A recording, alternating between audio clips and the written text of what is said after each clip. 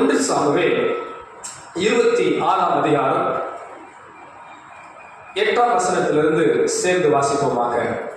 தலைவரும் எல்லா போர் சேவகர்களும் தூங்கிக் கொண்டிருக்கிறார்கள்.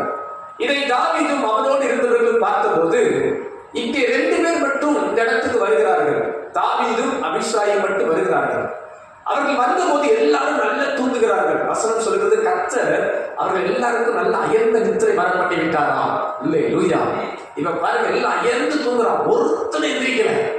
இப்ப அபிஷாயும் தாவீதும் மாத்திரம் அங்க போனா அந்த சவுல் தூங்குறத கண்டுபிடிச்சிட்டாங்க. சவுல் நல்லா தூங்கிக்கிட்டு இருக்கிறார். இங்க அபிஷாயி பாருங்க, ஒரே சந்தோஷம் அபிஷாயிக்கு. ஆகா, தாவீது சொல்றான்,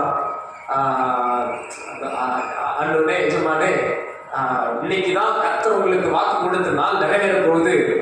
என்கிட்ட ஊர் சொல்லுங்க, நான் 2 குத்தா குத்தி கொள்ள மாட்டேன். ஒரே குத்தா குத்தி என்ன பண்றேன், நிலத்துல உருவ குத்தி நான் சவுல் என்ன பண்ணிடுறேன், ஒண்ணு போட்டுடுறேன். நீங்க தான் இன்னைக்கு ராஜா. இன்னைக்கு சவுல் சாகுறா, நாளைக்கு யார் ராஜா? தாவீது ராஜா. அப்பா, இப்படி யாராவது நமக்கு சொன்னா எப்படி இருக்கும்? ரொம்ப சந்தோஷமா இருக்கும்ல. ஆனா தாவீது என்ன பண்றாரு தெரியுமா? அந்த அபிஷாய அப்படி செய்ய தடுக்கிற. அந்த இடத்துல நான் தாவீதோட உத்தமத்தை குறித்து உங்கள்கிட்ட காமிக்க விரும்புறேன். தாவீதுக்குள்ள இருக்கிற ஒரு இதயம் உத்தம இருதயம். பாருங்க, உத்தம இருதயம். அவருக்கு இருக்கிற தீர்மானத்தை நான் சில 5 நிமிஷத்துல காமிக்கிறேன் பாருங்களேன். அவர் சொல்றாரு பாருங்க, முதல் காரியம், கர்த்தர் அபிஷேகம் பண்ணினவர் மேல நான் முதல்ல என் கையை என்ன பண்ண மாட்டேன், போட மாட்டேன்.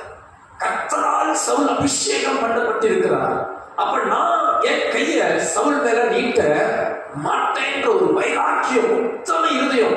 எத்தனை வாய்ப்பு கிடைச்சாலும் நான் சவுலை என்ன பண்ணல, கொலை செய்ய மாட்டேன் என்கிற ஒரு வைராக்கிய இருதயம் இந்த தாவீதுக்கு இருந்தது.